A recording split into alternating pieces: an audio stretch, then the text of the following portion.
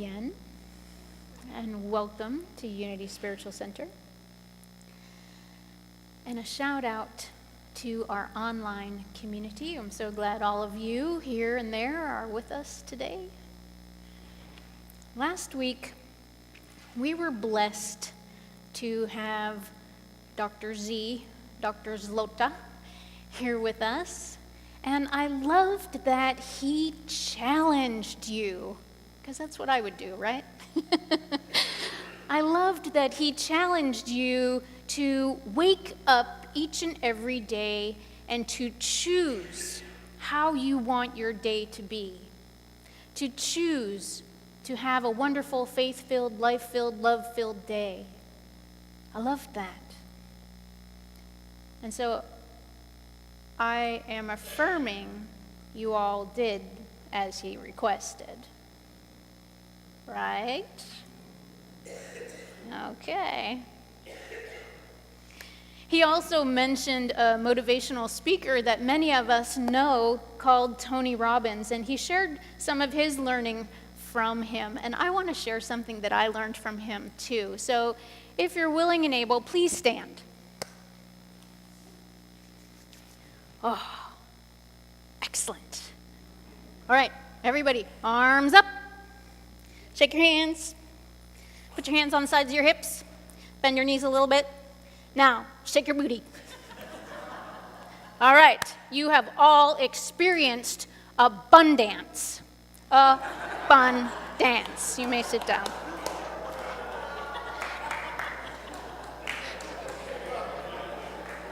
I didn't say everything was like spiritual. I just said I learned it from Tony Robbins. You gotta watch him every minute. So abundance is defined as an all-sufficiency of supply. It is a full measure of infinite good. And in the invisible, it is the creative energy of God. New Thought teachers call it substance. We talk about divine substance, invisible substance. There is an abundance of this substance.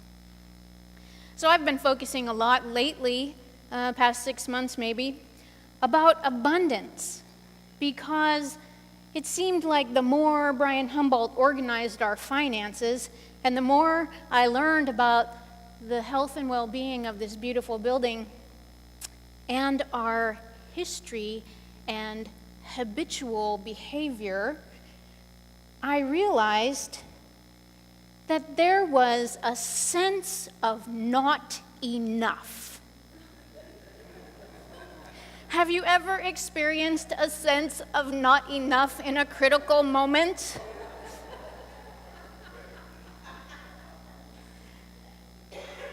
So I was guided to balance this sense of not enough that was coming over me with some prosperity teachings. And I did this mostly for my personal sanity, because I know as a truth student, we are all truth students in this room, that as a truth student, I know that where I allow my consciousness to go, it will affect my life. It'll show up in some outer way that I didn't really have a conscious intention of doing. So I needed to balance what I was learning with truth, God's truth.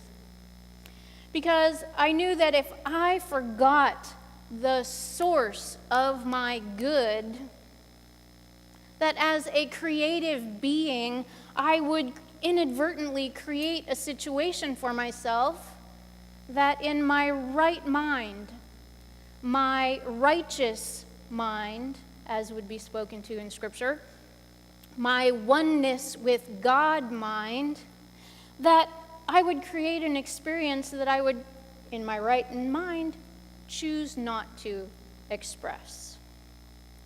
Proverbs says, "The righteous or right-thinking mind will thrive like a green leaf." I'm sure each of you have been enthralled by the beauty of spring as it is welcoming us in this past week. We want to thrive like a green leaf.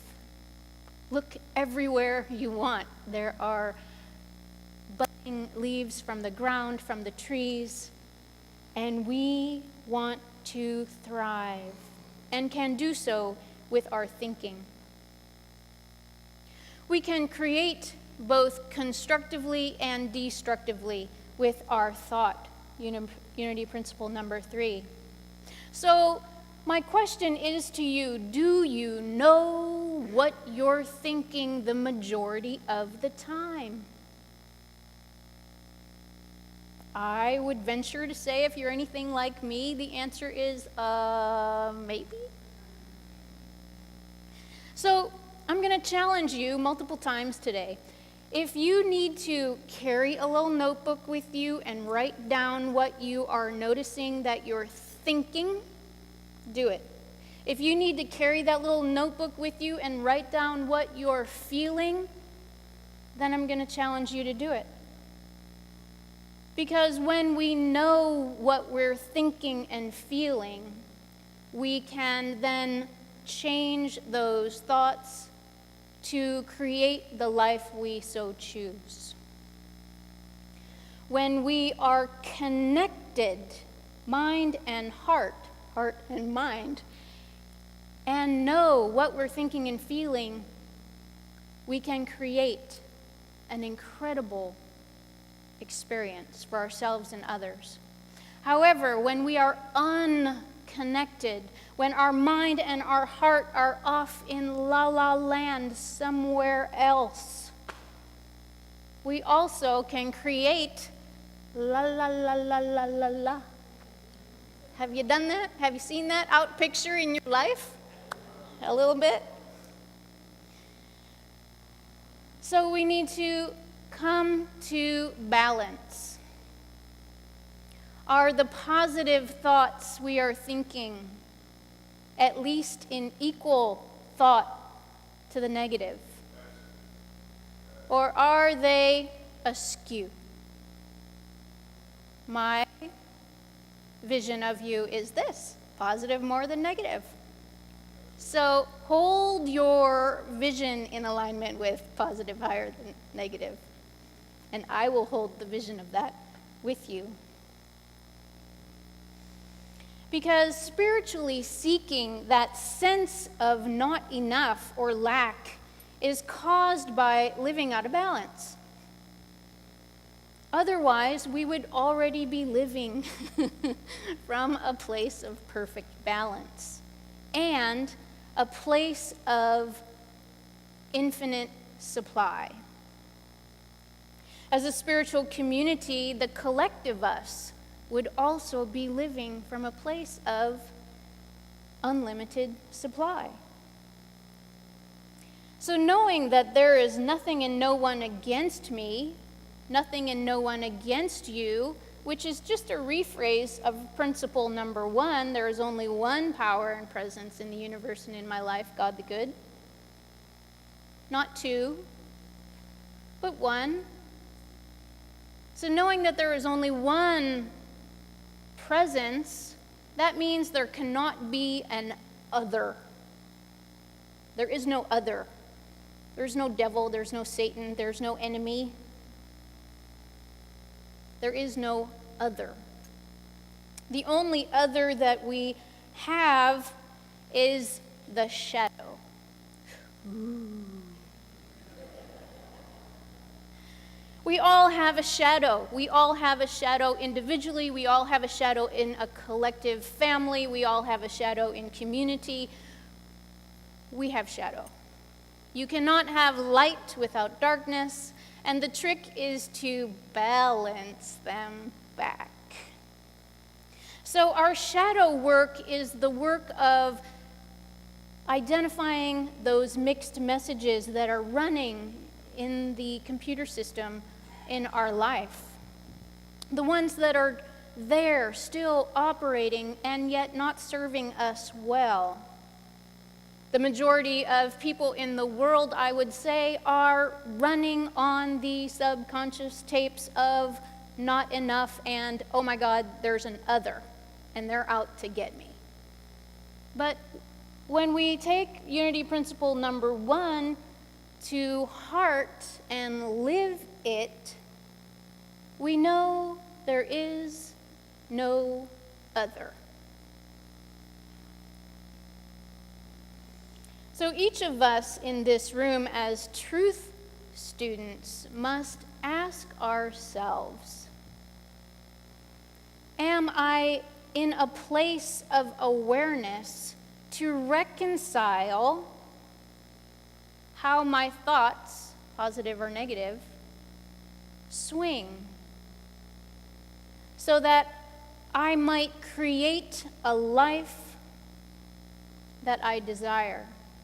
How might I reconcile the thoughts I have that appear to create for me disconnect?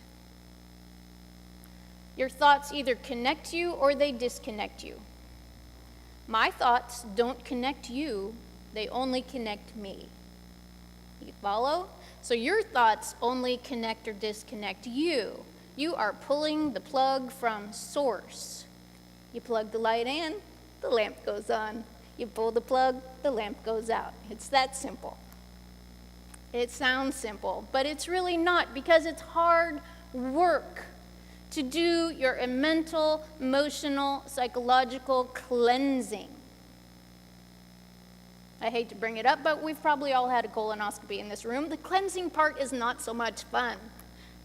You're all nodding, okay. See what happens when I get a Sunday off? I just,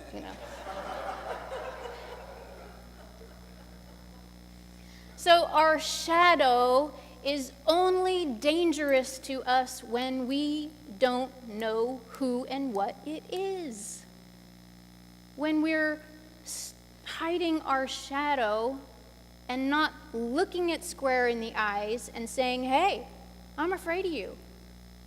And then saying, hey, I have nothing to fear because you're just a shadow.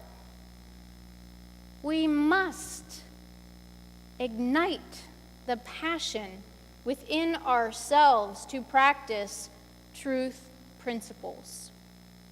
To live from a place 24/7 of knowing who and what we are.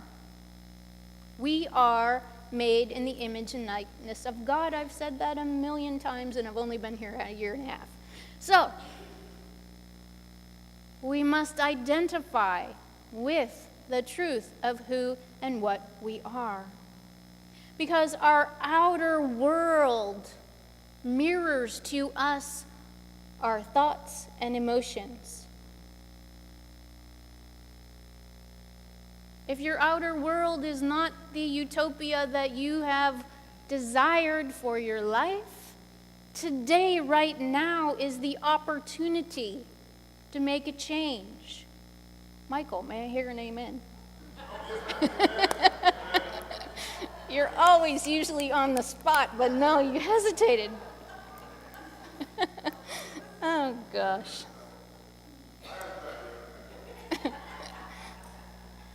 So when we come together, not only do we have our own individual shadow, but when we come together in community, everybody's shadow, as well as everybody's light, is in the room. So we must embrace that common denominator, that our light and our shadow must be brought into balance. And then we'll work on making the light a little stronger than the shadow. But first, let's go for balance. So I ask each of you, what internal resource do you believe yourself to be missing, that you need it right now so you do not feel triggered into a place of who you are is not enough by whatever's happening in the outer. Because as you know this week, there are things happening in the outer that can throw us off kilter. Thank you, Michael.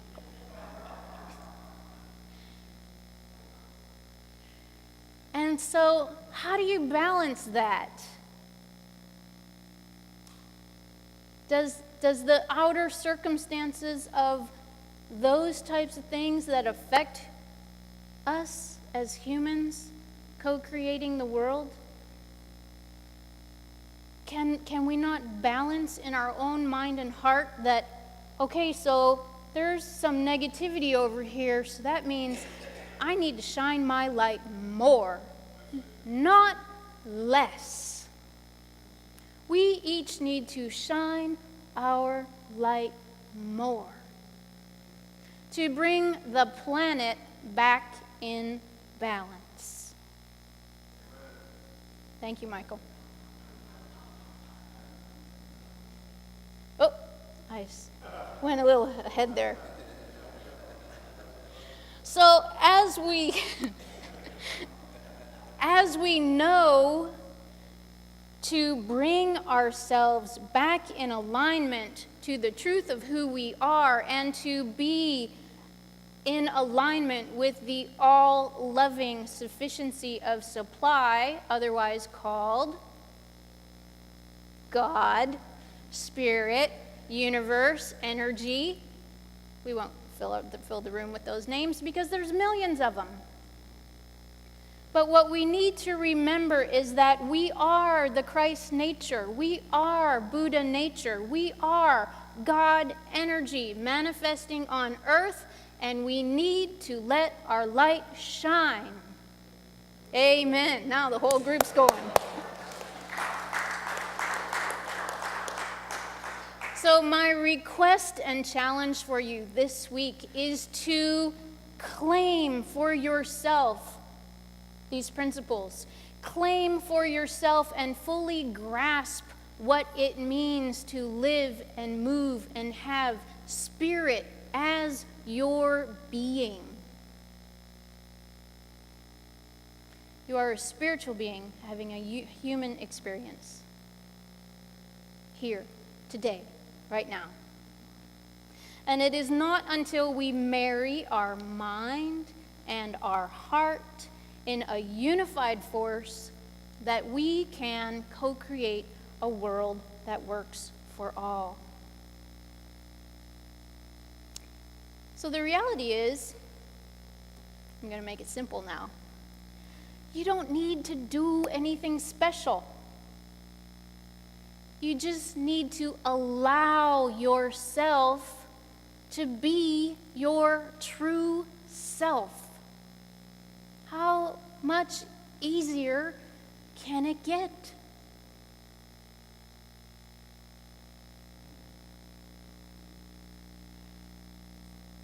So, if you're feeling triggered into a place of who you are is not enough, whatever it is a lie. Because the truth of you is the light. You are light, you are love, you are God in a package. It is not just a drop of the ocean that you are. You are the ocean in a drop, according to Rumi. And I believe him. The wisdom of the ages has not changed. We keep unearthing it and rereading it and trying to absorb it. Can we just be it instead? Wouldn't that be the easier solution? Do we have to think it through so much? Let's just be for a while. Be the truth. Be the light. And then, as Charles Fillmore co-founder of Unity, said in Dynamics for Living, the starting point in spiritual realization is the right understanding of God.